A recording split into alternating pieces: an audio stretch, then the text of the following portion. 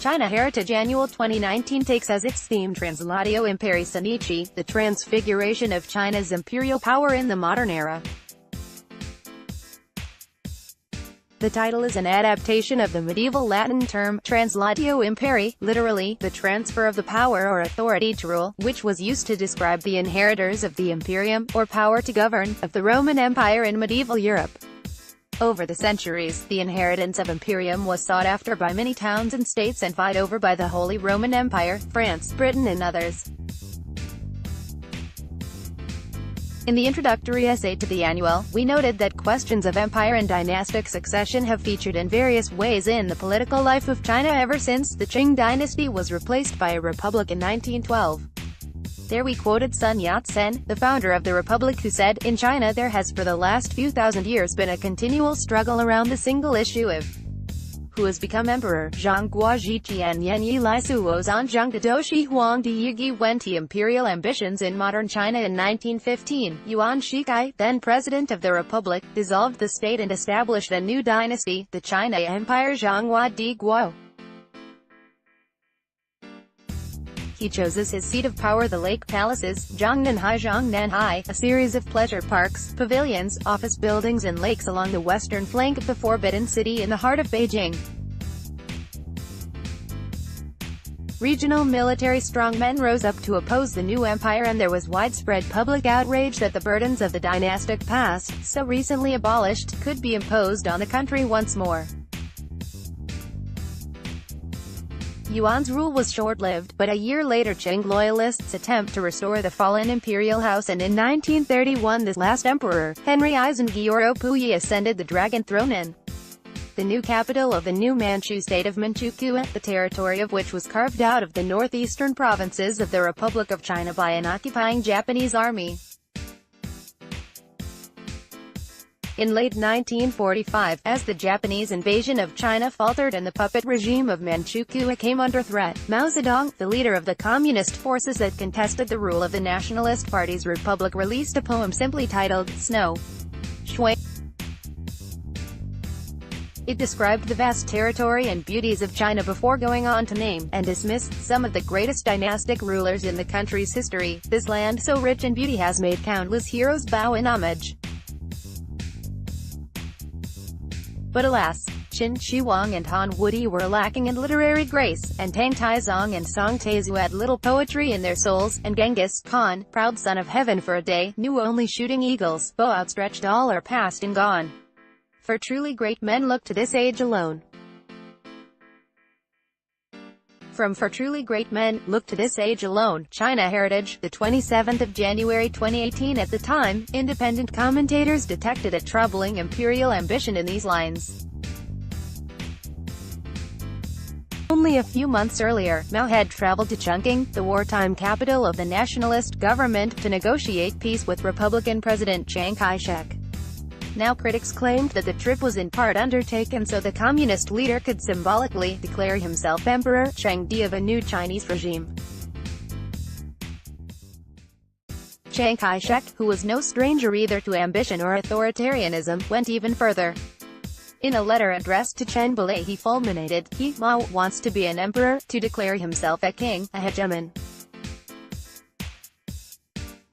He's planning a revival of empire, to turn back the clock. Zhang Dang Di, Wang Cheng Ba Shang Fugu Shang Dao Tui. Friends all over the world. Following the establishment of the People's Republic of China in 1949, Mao and his propagandists often consciously used imperial metaphors and made grandiloquent gestures familiar from the country's past. After all, 2 millennia of dynastic rule had bequeathed to modern China a rich heritage of imperial practice, language, ideas and stratagems. Mao, who was an avid reader of historical works and classical texts, masterfully applied what is known as the art of imperial rule, Di Wang Jishu, to manipulate his comrades and dominate the Communist Party. This imperial aegis was not limited to China. The Communist Party saw itself not only as leading the revolutionary transformation of an ancient land, and following what it regarded as a series of unalloyed successes. Party leaders, in particular Mao, formulated a global role for Beijing. As scientific socialists who were fulfilling the inexorable promise of history, they believed that Beijing was at the center of world revolution. Despite its impoverished economy and long-suffering populace, China entered into a fitful competition with the Soviet Union. Efforts were made both to export Mao Zedong thought and its model for revolution as well as to build up a global alliance of what Mao eventually called Third World countries in Asia, Africa and Latin America, or YAFELA in the shorthand of the time. The strategy was summed up in the seemingly anodyne formulation, "We have friends all over the world, women depend you bien tien sha." This Mao-era enterprise, along with an even greater ambition, and a much stronger economy and military, has been revived by Xi Jinping. "We have friends all over the world, women depend you bien tien sha." An oil painting by Wang Wenbin, 1977, whose shared destiny. In October 2013, Xi Jinping, a man with the latter-day afflatus of a Mao Zedong, announced the concept of communities of shared destiny. Mingyan Gongtongti. The expression was initially used in 2007 to describe the mainland-Taiwan relationship. In fact, the communist goal of bringing the territory of the Republic of China under its control, whether by negotiation or military force, has underpinned the designs of empire edicts on the mainland since 1981, when Marshal Ye Jianying, head of the National People's Congress, elaborated a new policy for unification. We would note that reunification, a common United Front English-language term for subsuming the island nation, is anachronistic despite being claimed both by the Republic of China after 1912 and the Communist People's Republic from 1949. Taiwan was only ruled as part of the China, created by the Manchu Qing Empire, for the time being. Community of shared destiny is Beijing's shorthand for its global presence. As I wrote in the 2014 China Story Yearbook, which took shared destiny as its theme, the expression provides substance and diplomatic architecture to the revived concept of all under heaven, or Tianzhi Tiansha, one which assumes a belief that China can be a moral, political and economic great power. In her 2018 essay on China as Nation, Party, State and Empire, the political scientist Vivian Xu observed that, as a result of China's meteoric economic growth over the last decade of the 20th century and the first decade of the 21st century, however, and with its startling accomplishments in pulling such large numbers of its own people out of poverty, other countries began calling for Beijing to drop its arm's-length stance toward fuller participation in the international community, ease its suspicion of multilateral organization, and begin stepping up to its responsibilities as a major power in global affairs. Along with this, however, at least in some quarters of the English-speaking world, there also surfaced disquieting intimations and alarms that any future aspirations as a global player China might pursue would be bound to turn out to be imperial ones. And true enough it is, that when Xi Jinping and other party leaders today call for the rejuvenation of the nation, what they plainly seem to want to bring to mind is a time before the party had been born and before the nation had been built, a time of empire, when China stood as an economic, technological, and cultural colossus, at the cosmopolitan core of immense networks of production and trade, skills and learning, admired, envied, deferred to, and governing within its own realm, entirely according to its own lights. Asterisk and Homo Zinensis Militant, part of our series, Drop Your Pants. The party wants to patriotize you all over again. We observe that, as the public and regional stance of China's Communist Party-led army state has become more abrasive, its propaganda arm has become increasingly energetic in promoting the idea that party was from the time of its conception the carrier of traditional Chinese peaceful DNA. Hey Pingji Yin. In a speech made on the 15th of May 2014 to mark the 60th anniversary of the Chinese People's Association for Friendship with Foreign Countries, Zhongguo Renmendui Yu Hao Xie Wei, a state-funded United Front organization that masquerades as an NGO, Xi Jinping declared that the genetic makeup of the China race contains no taint related to invasion or global hegemonic impulses. The Chinese people resolutely reject any suggestion that, when a country becomes mighty it will invariably act like a hegemon. Zhonghua Minzu Dishui Yi Zhong Mei Yu Chen Lu Ta Ren Chang Ba Shi Jia De Ji Yin Zhongguo Ren Min Bu Jia Shogua Chang Bai Ba De Luo Ji. From Homo Zinensis Militant China Heritage, 1 October 2018. The concepts of kingly rule, Wang Dao, and hegemonic rule, Ba Dao, have featured in Chinese discussions of political power since before the First Dynasty in the 2nd century BCE. they are also crucial today as the People's Republic of China positions itself for an ever greater global role. Gullible members of the international media, some foreign governments and many business people and fellow traveler academics, play the role of unpaid propagandists when they promote the risible ideas expressed by Xi Jinping. That is the fallacy that throughout its history, China was basically peace-loving and non-expansionist. These conceits reflect a carefully honed official line developed by the communists from their first attempts to manage, and envisage for its ends, Chinese history in the 1930s. Controlling the narrative, creating shorthand verbal formulations that encapsulate party policy, imposing party ideas on influencers, getting the message out via the apparat, manipulating the media and the full spectrum of foreign friends. These are all aspects of what under Xi Jinping is called the China story Zhangguo de Guxi.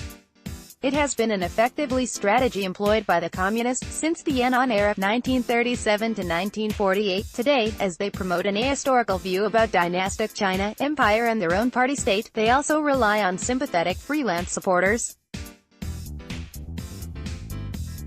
The People's Red Empire of China. The following essay by Xu Jiangrun, a professor of law at Tsinghua University in Beijing, discusses whether China under Xi Jinping is becoming a red empire. Professor Xu's work has previously featured in China Heritage. In August 2018, we published a translation of his controversial and courageous appeal to the Chinese government. This was followed in November by annotated translation of 2 further essays which, along with his Jeremiad, were included in Lessons in New Sinology. In December 2018 to January 2019, Professor Xu published a further series of 3 essays written to commemorate China's era of reform and openness. Gaizhe Kaifang. The first 2 appeared in the online Chinese edition of Financial Times, the last was published online in Hong Kong. Over the coming weeks, we will offer annotated translations of that series under the title, After the Future in China, a triptych for today. Below, China's Red Empire, To Be or Not to Be, is an excerpt from the 3rd essay in that cycle of works. Xu Jiangrun is an admirer of Cicero, the Roman statesman, orator and lawyer. One of the noteworthy forms of public appeal in ancient Rome was the provocatio, a speech or document issued by a plaintiff or their spokesman to challenge an order, coercitio, by a magistrate. Xu Jiangrun has commented that he thinks of this recent series of 3 essays as his version of a provocatio. In traditional terms, these 3 lengthy feuilleton could perhaps be called si-lun. This is a genre of formal writing that frequently combined advocacy with warning. Jeremy R. Barma Editor, China Heritage, the 16th of January 2019 *****. Translator's note: Xu Jiangrun's discussion of China and empire was originally published in 2 parts. China is not a red empire. Part 1, The Potential for China to Go Astray. Zhangguo Bu Shi Yi Hong Sei Di Guo Shangpian Wu Ru Qi 2 De Jian Zai Shi Nen the Inidium, the 10th of January, and China is not a red empire. Part 2, Generational Blind Spots and the Philosophy of Constant Struggle. Zhangguo Bu Shi Yi Hong Sei Di Guo Shapian Dai Ji Mang Dian Yu Do Zheng Jie Shui the Inidium, the 11th of January 2019. The following material has been selected from the full text, one that is over 10,000 Chinese characters in length, with the author's permission. Due to the often elliptical nature of Professor Xu's style, which favors an admix of literary and modern Chinese, along with Gibbs and colloquialisms, where necessary the translator has added explanatory material, marked by brackets. A full, annotated translation of the text will be published in China Heritage along with the 2 other essays that make up After the Future in China, a triptych for today. All 3 essays are offered both as lessons in New Sinology and as chapters in China Heritage Annual 2019, Translatio Imperii Sinici, ed. Zhangguo Bu Shi Yi Hong Sei Di Guo Xu Jiangrun. Translated excerpts by Jeremy R. Barma, Working Draft, the 16th of January 2019. For some time now the People's Republic of China has been enjoying an inexorable rise as a great power with a civilization renewed. Finally, after 150 years, history has dealt a great hand. But, from 2018, things have taken an ugly turn and the nation's fortunes seem on the wane. It's as though everything is going downhill and people are understandably anxious. The evidence for the downward turn abounds. Despite that good hand, China now seems to be playing a lousy game, finding itself beset by problems both at home and abroad. There's even chatter that people should psychologically prepare themselves for hard times ahead, as well as possible military clashes. Gossip is a barometer of the times. What's going on? How have things reached such an impasse so suddenly? Putting aside for the moment all the factors related to the global great game and the shifting epicenter of world power along with everything that means, if one just focuses on China itself, it's not hard to shaft home responsibility for the present state of affairs to the party state, setting the nation on what would appear to be a course to become a red empire. There's even an impression within the general public that China is pursuing the idea of empire. Along the way, the country is courting enmity in every direction and generating opposition from all quarters. The greater the rhetorical clamor, the more precipitous the decline in the nation's reputation.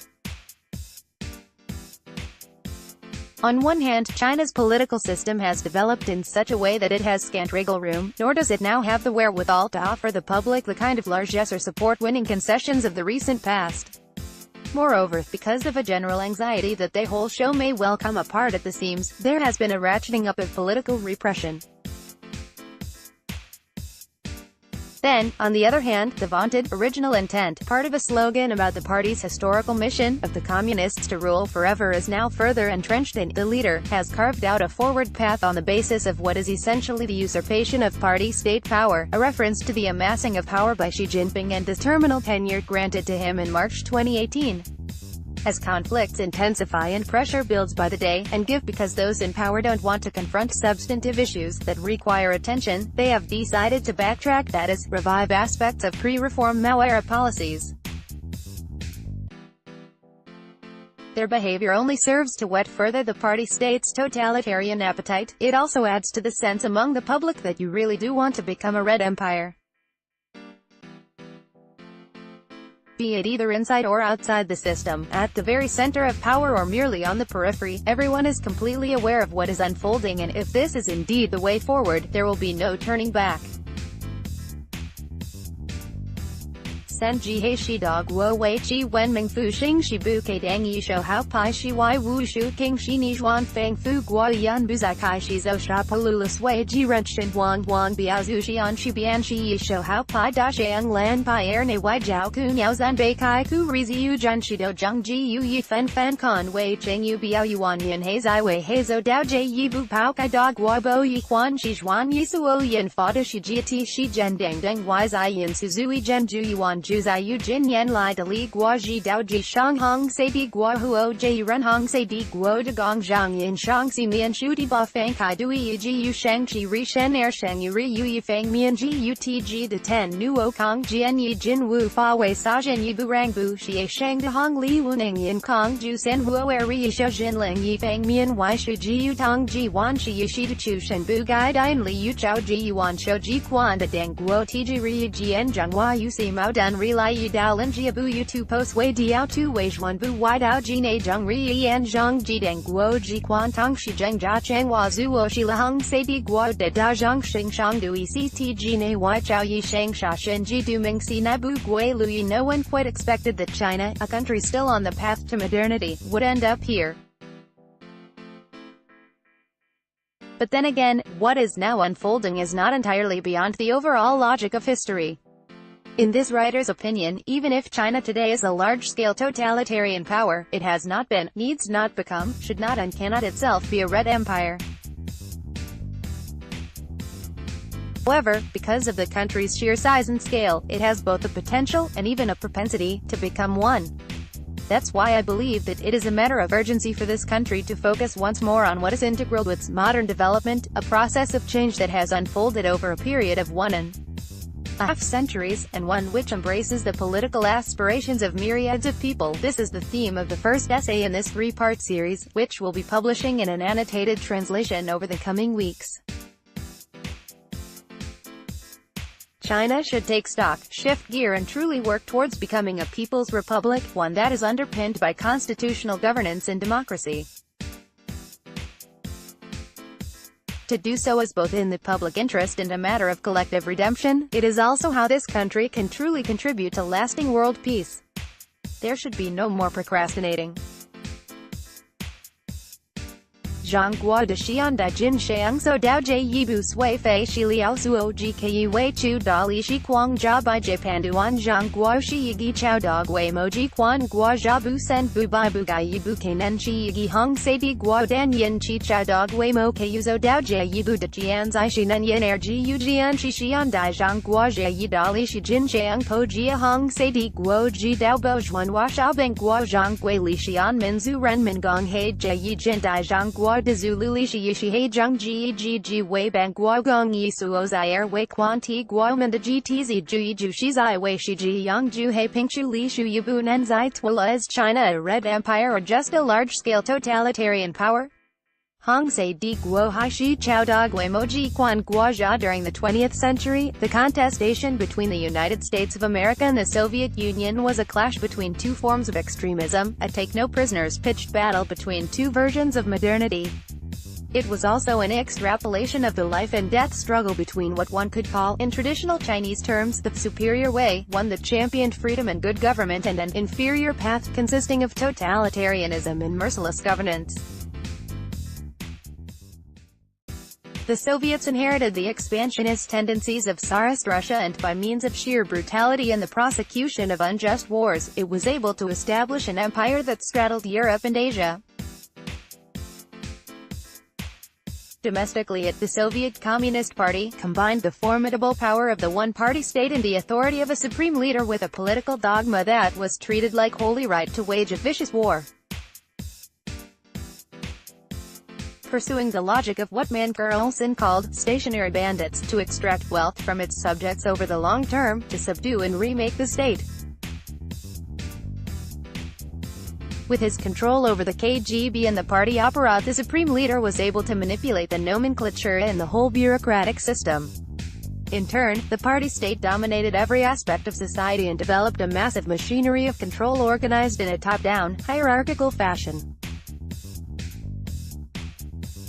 In the process, the Soviet state gave itself absolute authority and declared that its actions were determined by the ironclad laws of history. Under this regime, rule by falsehood and the annihilation of belief were taken to their logical extreme, and in the process a political credo that promised the withering away of the state created in its stead a party state which evolved into a nation that was effectively colonized by a one-party dictatorship. Pursuing a ruler-centered politics that then sidelined the state itself, the Soviet Union became a behemoth with a thirst for totalitarian control that could not be slaked. In its relations with other countries and within the evolving world system, the Soviets pursued a traditional form of imperialism. Availing themselves of conquest and through political coups they built a red conglomerate that traversed east and west. With the Warsaw Pact countries forming the imperial core, the Soviet Union oversaw the growth of a global system of control that linked its center with an internationally periphery. After 1949, China for a time unfortunately allowed itself to become a part of the peripheral reaches of this system, resulting from the Sino-Soviet Treaty of Friendship, Alliance and Mutual Assistance signed between the Soviet Union and the People's Republic in 1950. Finally, because of a host of factors, native historical cultural resistance, the particular personality of the leader, Mao Zedong, along with geopolitical considerations, China and the Soviets parted ways acrimoniously, a split that nonetheless had a felicitous impact on the eventual Sino-US rapprochement in 1972. The intermingling of global imperial ambition with a vision of a worldwide red empire was an odious and fearful thing, a murderous regime that was a threat to humanity. Because of it, first and foremost, the people of the Soviet Union suffered the calamity. As for the Soviet Empire, it was born in injustice, and ended in opprobrium. Today, even the thought of that red empire makes one shudder.